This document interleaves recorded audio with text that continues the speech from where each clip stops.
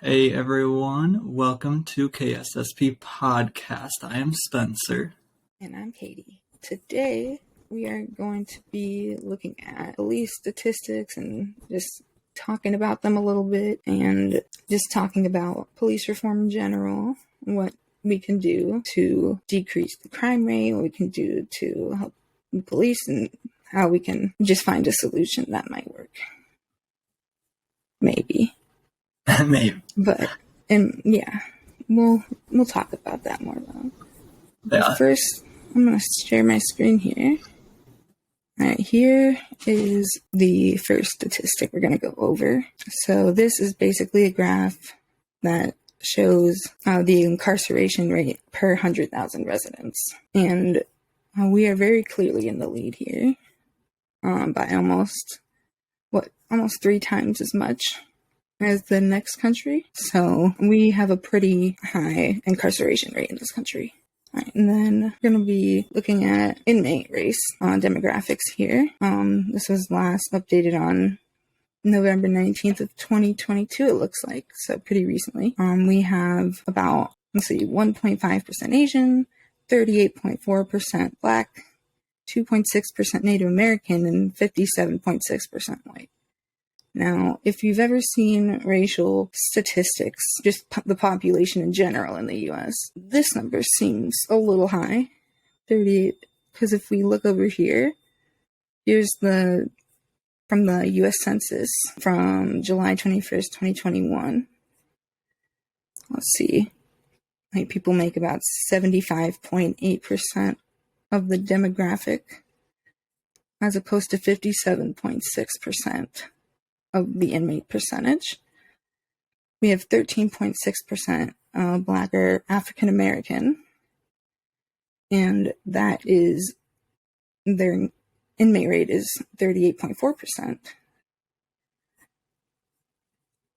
Let's see, we have American Indian and Alaska Native, that's 1.3% compared to 2.6%. So it's a little bit, it's higher for sure in a somewhat notable way and pretty notable way, almost double. And then Asian would be 6.1% compared to 1.5%.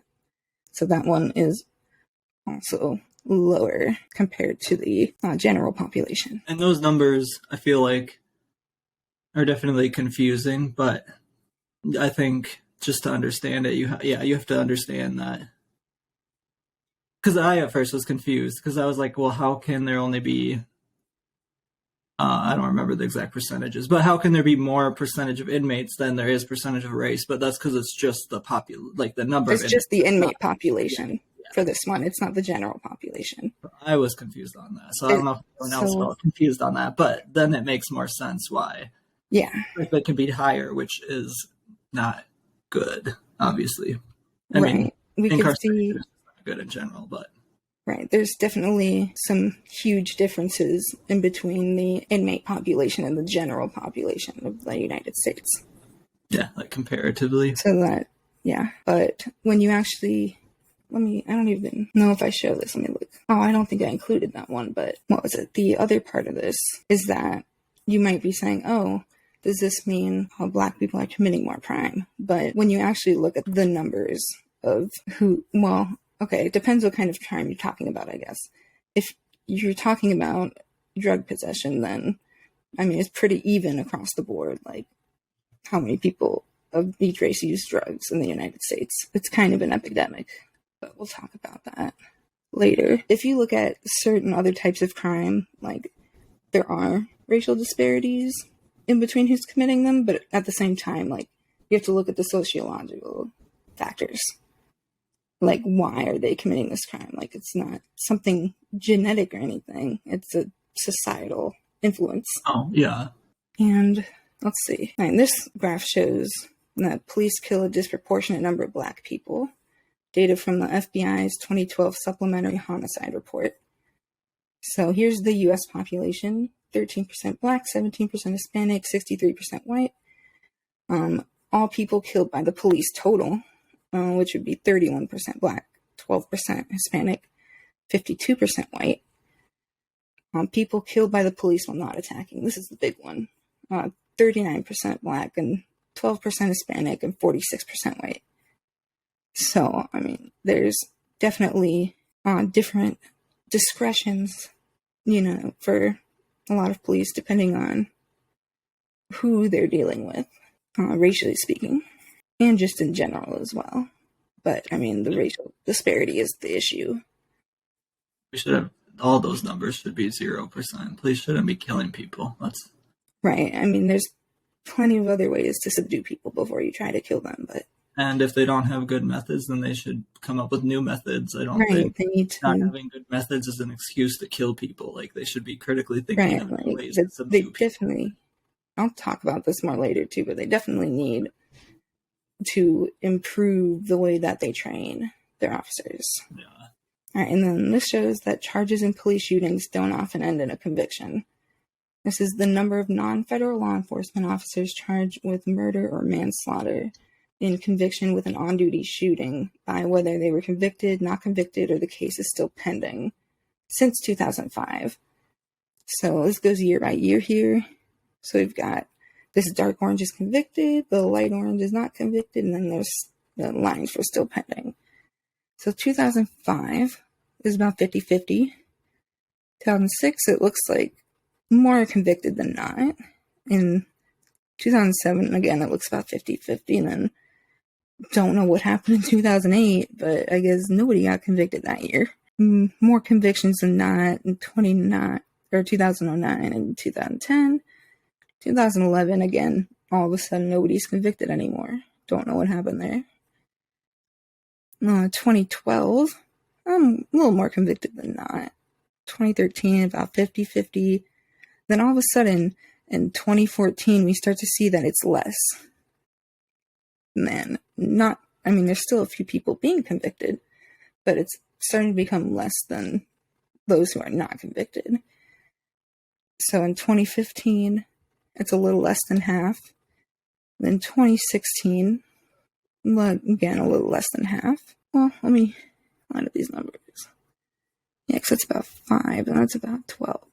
Yeah, a little less than half. Now this one's about 50-50, but there's a couple still pending since 2016. 2018, again, 50-50. 2019, no, there's very few convictions once again. And then 2020, everything's still pending. So these are all, this number should not, even if it's 50-50, it should not be that low. I don't know, if you're charged with murder or manslaughter in connection with an on-duty shooting, there's more than likely some evidence against you. There's always a possibility that protocol was not followed and that the officers aren't careful enough, I would say. As far as, again, this isn't about every single police officer, but it is about a large portion, more than people like to think, for sure. We don't have to claim it's not all cops, just like we don't have to claim not all men, because everyone knows it's not all cops. Everyone knows it's not all men. I'm just saying that people who try to use that, say that we're blaming all cops, we're not. We all know it's not all cops, so we don't.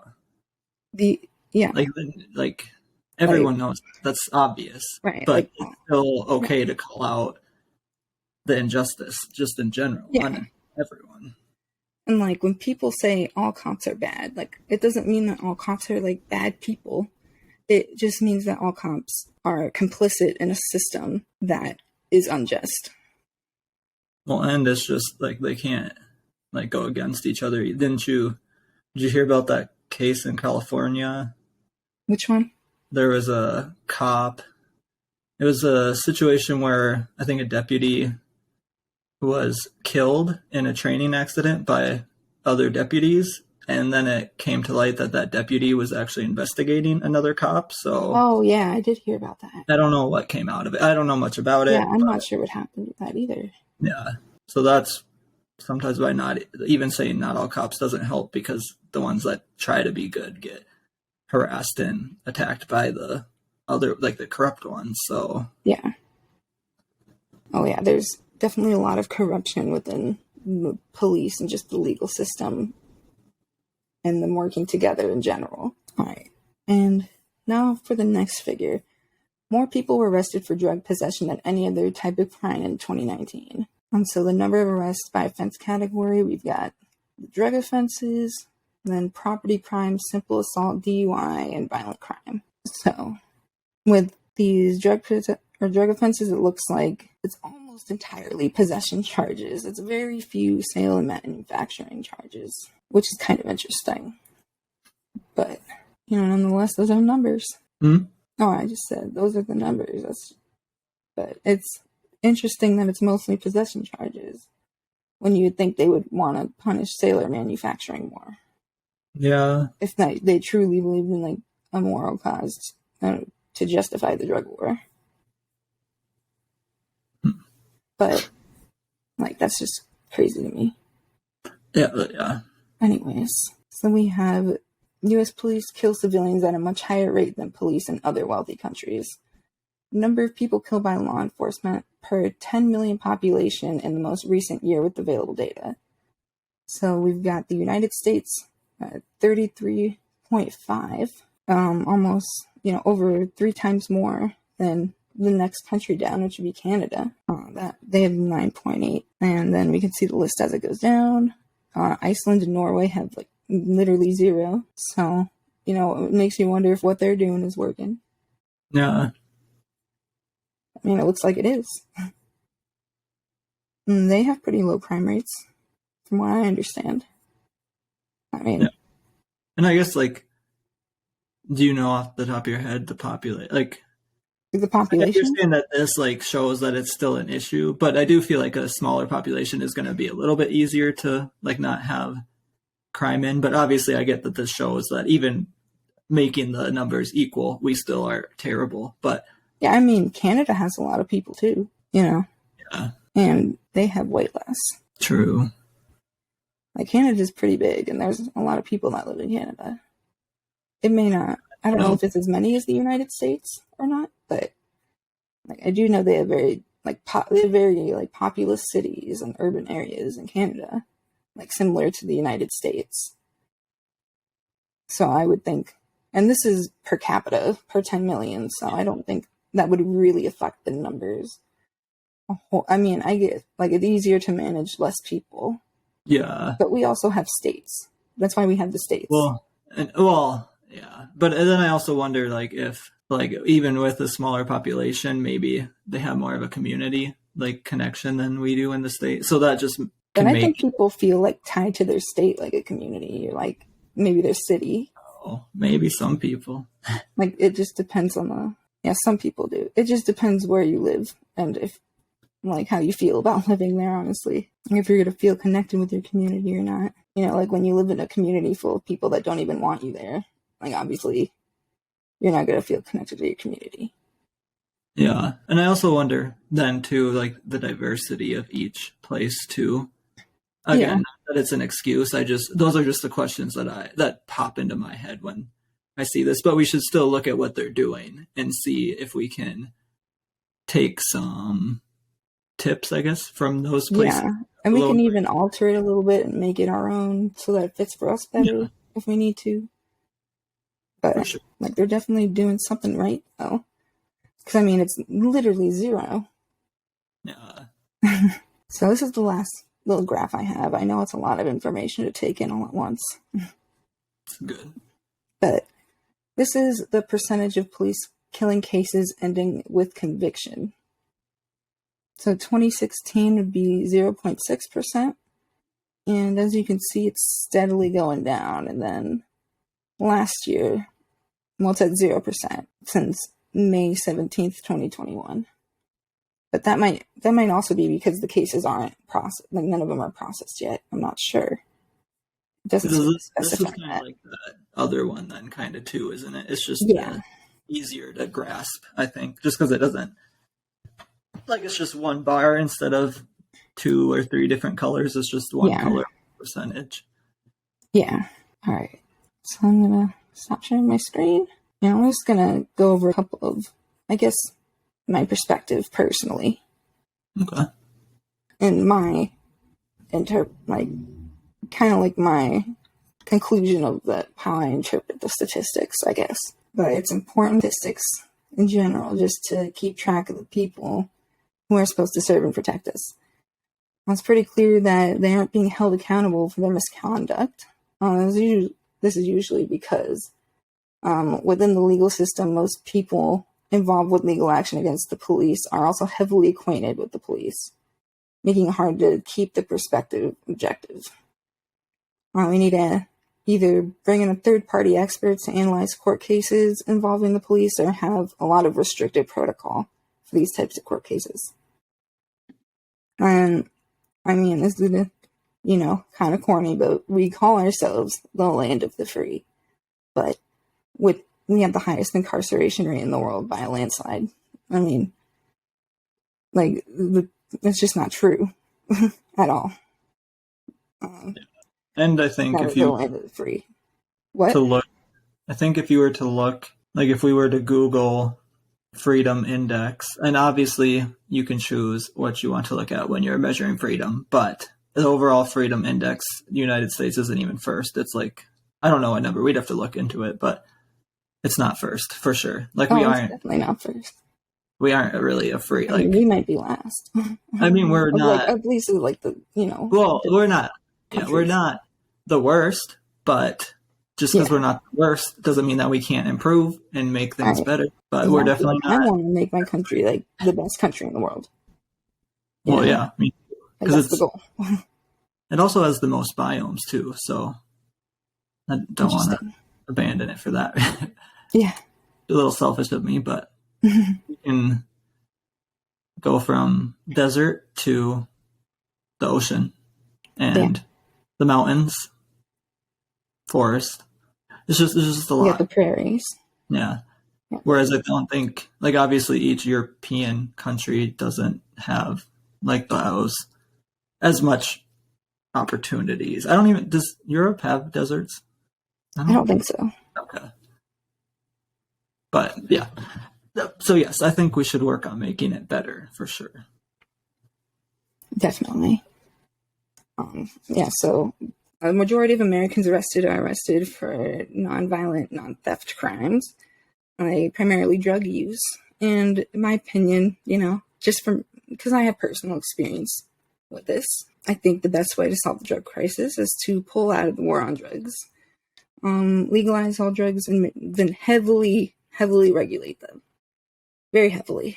Like, as much, if not more, than we do with alcohol and tobacco and marijuana and like probably even more than we regulate those. Yeah, just because they can be more dangerous. Yes, and they have a lot of those. Well, alcohol's pretty dangerous, actually. Yeah. We're going to look at that in the addiction episode, but I think, I don't know, I still feel like the other drugs have more addiction, just like stimulants and like dopamine and opioid. I don't know. There's a lot of alcoholics out there. Well, alcohol is, I mean, I guess nicotine and marijuana, marijuana. Well, but marijuana is worse for you, but not worse for like your mental state. What is? If you use it too much. Nicotine. Like, it doesn't impair you, but it just like messes with your body really badly. Yeah. And I guess I was thinking more like, it doesn't inebriate you like that, though. But it can. At least, like, when I was first using, like, when you're first using it, like, I definitely felt nicotine, like, felt not like a buzz, but like a weird. Oh, yeah, you can get a nicotine buzz if you don't know. Yeah, but for the people who use it every day, then it doesn't. Then it's more of a. Right, and I mean, like you can, even if you don't smoke cigarettes, like, you could smoke. Like, even if you smoked a pack of cigarettes in one sitting, like, you'd still be able to go drive a car with no tolerance to nicotine. Yeah. But it's just way, way worse for your body. Yeah. Then what? Well, pretty much than, like, any narcotic, from what I understand. And it's, like, the hardest drug to quit, too. Yeah, I guess on the same level as, like, opiates. Because, like, can you, like, technically OD on nicotine, though? Like, if you take too much nicotine, like you can on opiates? I'm sure you could, yeah. Actually, I wonder if my graph's going to show that tomorrow. Oh, okay. Well, we can talk about that. We'll talk about that more tomorrow, too. For sure. Okay. But yes, so pulling out of the war on drugs, legalizing all drugs, and heavily, heavily regulating them. This is not only going to make it safer for drug users so that they're not getting something that's laced, they're not getting a product that's cut with a lot of dangerous ingredients to ingest, or, you know, even mildly damaging. But like, it's not going to be, it will, you know what you're taking. It also takes away a lot of the power from the black market operations, such as like cartels and gangs and the like. Because if you take away their distributing power, like, they're going to have less power overall. You're going to decrease the violence and the crime rate by doing this. So it just seems like the best way to solve this issue, in my opinion. I'm sure plenty of people disagree with me, but that's fine. Don't really care. It's still my opinion. Police violence is a huge issue, regardless of race. The police, they do target minorities more than white people, for sure. But there are still cases of police violence against all races. And main reasons for this are the police training being very flawed and the lack of accountability. Like, in police training, like, you're pretty much taught to treat every situation like life or death. And I just think that it needs to be a little more nuanced than that, such as, you know, drug users, or even some cases of domestic, like, abuse. Like, maybe if it's just verbal and not physically violent, you could send a social worker in, for example, or even have a social worker join a cop if there's a risk of violence. And like, if social workers do start helping police, like, it's important that they stay within their own department. They shouldn't join the police department, because then, like, nothing's going to change and they're just going to have to follow, like, the protocol of the police system versus the protocol, like, the social worker system, if that makes sense. Yeah, like, they should have their own. Like, they should stay where they are now, like, working for who they work for now. But they should also hire additional social workers who, like, help assist the police. Like, the police department should not be hiring social workers, though. In my, you know, because then they're going to be influencing the social workers and how they interact with people, instead of them going, like, actually doing their job as a social worker. Like, they're going to become a police officer in a sense. So, like, I think that's kind of a dangerous line. I think you could start a new, what do I want to, like, a new pool, like, so that you don't divert from what social workers are doing now, but start, like, but not be part of the police, like you said, though. Yeah. But they work with the police, obviously, but they're not. Yeah. Like, trained by the police or anything. Oh, no, definitely not. Yeah. Well, because the police don't know how to do social work either anyway. So, like, I don't know how to do social, like, that you need, like, you go to college for. So, like, I don't know how we could even expect them to, train social, like, that would just not make sense at all. Yeah. Because so they don't know anything about psychology, first of all. That's a very important part of social work. So they should have, like, their own office and their own building where... Yeah. I mean, they can obviously communicate with the cops because they're going to... Oh, yeah, they need to communicate with the cops. Yeah, exactly. But they don't need to, like, train each other, obviously. Right. Yeah, and another thing is that there's a lot of the time, like, both the data shows this, and I've personally seen it myself, definitely, like, racism involved in who the police are suspicious of. Like, and I mean, a lot of it is cultural too. Like, how our culture has developed over the years, and, like, how different groups have treated each other over the years in America. It's just led to some pretty bad outcomes and disparities between people, especially when talking about police interactions. And yeah, that, like I said, best solution to improve police training. Don't make every situation seem like life or death. Holding police more accountable for their actions, and redistribution of funding and responsibilities from police to other social programs. Like, for example, if we do keep drugs illegal, like, at the very least, we should not be having police deal with people who are just using drugs, not even doing anything else. Like, they should definitely just only have, like, a social worker or a mental health professional, like an addiction specialist, whoever, like, somebody who knows more about how to deal with that issue than police do. Yeah. Because they're just trained to treat them like a dangerous criminal. which they're not most of the time. Of course, we shouldn't completely abolish the police. That's crazy. We definitely need to abolish the current legal practices surrounding the police, though. Yeah, and they need to work for the people, not for... Because I'm pretty sure I've seen something that said that police don't even technically work for us, the people. They work for, like, the government. Like, I mean, they work for the government, but we still pay their salary. No, exactly. But they're not. They don't have to do... Like, if you call in a break-in, they don't have to come to it. I've heard. I think that's crazy. That is. Because, like, then what's the point? Like, why am I... Why... And why they do. They don't even always show up. No, yeah, and that's... Then why is my tax dollars funding you if you're not... Right. If you don't have a duty to... Like, that's what I think it was. They don't technically have a duty to protect us, the citizens. They have a duty to the state, I think, is what it was. Yeah.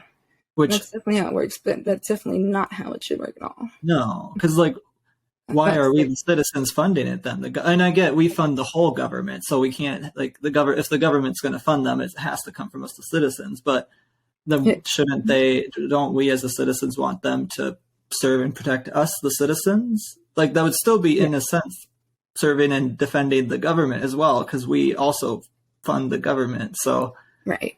But they should have a priority of us, I would think, then, like, corporate or whatever. Well, they definitely have corporate interests in mind. Like, well, yeah. Like, especially people who, like, arrest as many people as possible. I was kind of talking about this a little last night on Twitch, but the other night on Twitch, like, I was talking about how, like, corporations make a lot of money off of prisoners. Like, I think, like, by saving... Dollar Tree might have been one of them that was involved. That, like, sold their products to the jail I was in. What? Because they don't have to pay them that much? Oh, it's expensive. Like, the products are expensive. Oh, the product. Well, I thought you meant... Like, the commissary, like, the, like, candy or soap or notebook or whatever you want to buy. I thought you meant inmates' labor, I guess, is what I was thinking. Oh, that's a whole other thing. Like, I mean, like, we still have slavery in this country, and you just have to look in the prison system. It's in the 13th Amendment that it can be a punishment for a crime, so that's how they get away with paying such low wages. Yeah. But I think some states... in my opinion, like... I think some states just voted on that, didn't they? Did they? I don't know. I think, yeah, some states voted to... although I don't... It's odd if it's in, like, the 13th Amendment, how is state law trumps Constitution? But, I mean, either way, we just don't need... Like, nobody should be... Like, we shouldn't have slavery, period. Even inmates. Right. Even, that's crazy. But... Like, especially when so many of them are, like, not, you know... Like, they're not in there for anything that bad, honestly. No, yeah. Like, like, but I think some states... But I think there was one state that voted against it.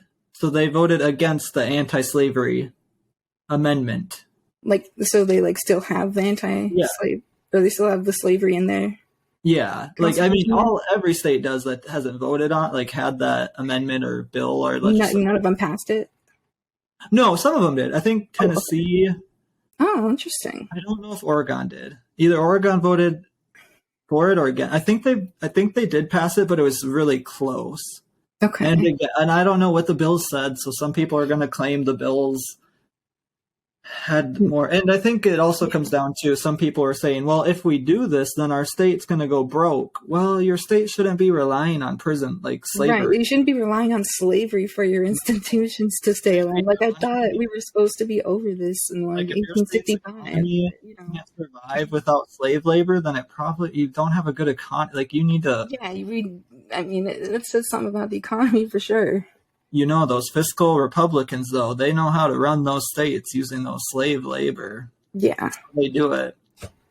And also just taking money from the other states that have higher GDP than they do, too. But yeah, that's how they know. Yeah. Yeah. I just can't. I don't know if you wanted to talk about police unions or if you wanted me to look it up or how you want to do it, but... You can Google it quick and we can see, we can just see if what should I Google? maybe just Google police union protection. Neutral. And there was also, I think in California as well, I don't know if you heard or saw that a bunch of the police force quit because they were going to have to be held accountable now. In, it might have been San Diego or LA, I don't know. But some of the police force, and I want to say it was because they were either going to be mandated to wear body cams, so they decided we're not going to do that and quit, which is pretty suspicious. Yeah. Or it was some other thing where they were going to have to start being held accountable for their actions. Like whether that was they'd have to, I don't know what it was. But the fact that police would rather quit than like be held accountable says a lot too, I think. Yeah. I mean, whether or not they want to, again, make the claim that, oh, well, they were going to make us do a lot more. But yeah, that's always the claim that they use for bills, too. There's so much junk in this bill, so that's why they voted against it. No. That's, yeah, I don't know. The way people rationalize things just amazes me sometimes. This says unions operate on the local level of economic needs. What does that mean? On economic needs? Yeah. So I think they're just saying like unions are like kind of personalized for each local area. Oh, yeah. Basically. I don't like think based on their economic needs, like the cost of living in that area, like how much they have to work, and like, you know, a bunch of factors. Oh, for like their wages? Yeah. Oh, okay. And while professionalization operates on the national or international place of occupational interests, I don't know what that means, to be honest. I don't know. So the author considers that all police organizations, whether union or unaffiliated, are involved in partisan politics. Oh, you know, another statistic I'm going to look at. I got to remember, because I want to get the exact number. How many cops voted for Trump? Because it's a lot. It's like 80 something, I think. Let me see, routers. Yeah, and then Trump wins backing of largest U.S. police union as he touts law and order. And that was posted in September 4th of 2020. So this was right before the election, I think. Okay, so I gotta find something from after the election. Let's go to the 2016 one. Police presidential poll on policemag.com. Okay, well, let's see. Okay, this is in 2016. Are you ready? Yeah. All right. Out of that population of working officers who plan... Wait, when was this written? Okay, this is written right before the 2016 election. So out of that population, there was a survey sent to about 60,000 readers, and a total of 3,600 a little over 3,600 working officers responded. Out of that population of working officers who plan to vote in November election, 84% say they support Donald Trump. Hillary was supported by 8%. Gary Johnson received 5%, and other received 3%. What was other? And there were write-in choices, including Ted Cruz, Jeb Bush, Evan McMullin, and David Clark. And on the left, write-ins include... Oh, that was on the right. So on the left, write-ins included Jill Stein, Bill Nye, and Bernie Sanders. Woo! Awesome. A total number of respondents who selected others said none of the above, and one may have summed up the feeling of many voters by simply stating, "Help, please." That's funny. But true. So yeah, I can actually... Let me share my screen for just a second. I'm just going to show the graph so we can really take in the visuals of the situation here. Oh, it's a 2016. Yeah. Okay. So, right, look at all these cops who say they vote for Donald Trump. 84%.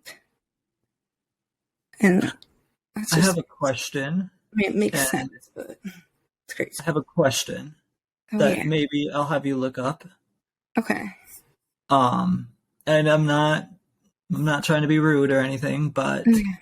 do cops require any college, any education? There's Education? like specifically like cop school. I don't know what it's called exactly, but it's like there's like cop school you can go to. I think once you turn 21.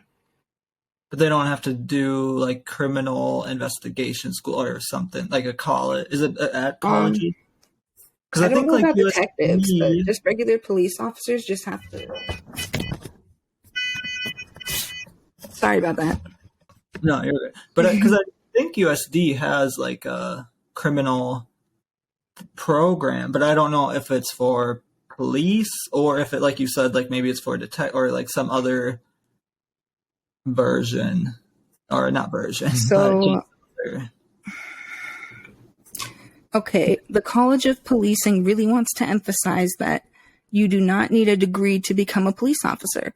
However, under the new Policing Education Qualifications Framework, PEQF, you will have to gain a degree if you join through the new degree apprenticeship program. So you don't need to go a degree to become a police officer now. You just need the training, basically. I think that would like again. I don't try to. I just facts. The uneducated people vote Republican, and probably if you looked up statistics, they would probably show that. So I'm not trying to be like, I don't know, rude, but I'm just trying to talk facts here. So that would, to me, would just explain why like a majority of cops voted like or claim that they were going to vote for Trump, just because I think a lot of people who don't have college degrees vote. And I'm not saying all of them. Obviously, some people who go to college still, like, obviously, there's my dad who went to college and votes Republican. But it's just, I think the majority of statistics will show that mostly educated people mostly vote well leaning. I mean, yeah, and let's look at this. I mean, I really don't care at this point if I hurt someone's feelings saying this. I should, Yeah. But I mean, but if you're just the truth, it shouldn't like hurt someone's feelings, because if facts hurt your feelings, then well, yeah. What I was gonna say was that I looked this up just to be sure, just to make sure I had my memory in order, and there is no official or universal bar or cutoff for IQ squares across the nation. But in at least some states, it is legal for police departments to reject applicants who score too high on intelligence tests. I think I've heard of that, actually. Yeah. I don't like want smart people being cops either. Like, right. Well, because they don't. I wonder if it's because they don't want you to overanalyze the situation. I don't know. Like a slower mind is going to, ideally it would help you process. Although it's not working out so far, but I'm just trying to understand the logic behind that. I would rather have smarter police officers who have better reasoning skills. But yeah. If you Google why can't cops have a high IQ, does it say? I mean, obviously there might be biased sources out there, but I don't. Wait, what was the question? Why can't cops have high IQs, or maybe why don't cops allow you here if you have a high IQ or something? I found it. Okay, why would you deny someone a job because of high IQ? Okay. The average score for police officers was a 21 to 22, or an IQ of 104, which is actually slightly above the average. New London would very slightly above the average, but still notable a little bit. Yeah. And then New London would only score interview candidates who scored between 20 and 27. I don't know what the total score of that, like those numbers in the 20s are. Okay, so the Second U.S. Circuit Court of Appeals accepted the argument that discrimination did not take place because the same standards were applied to everyone who took the test. All equally administered police tests are not created equal, it seems. Let's see. Why would you want less intelligent police officer? The department's official answer. What? I didn't know if you had an answer, because I was going to say the only other thing think is that like maybe people who have higher IQs tend to think for themselves that just follow rules, but well, buckle up because this is a new level of stupid to me. who said that? Like someone from The department's official answer to this question was that there was concern that smarter officers might get bored and leave the force to pursue other opportunities. What? Or is there something else at work? This is what the article says now. Or is there something else at work? Are weaker minds perhaps more compliant? That's what I would take. That's what I would think too. Do they take orders better and ask fewer questions? Probably. Yeah. Yeah. Well, because what is the average police pay? Because I'm pretty sure if somebody's paid well enough, they're not going to care if they're bored or not. Like if they get paid well enough and they don't mind the job, they're not going to care. It's not very. I mean, well, okay. I mean, some people. I've got a few of them. They're very different. Oh, okay. Depending on where you look. So where I live, at least, 57 to 76K in the city, 29K to 71K in the suburb, 42K to 100K for the state.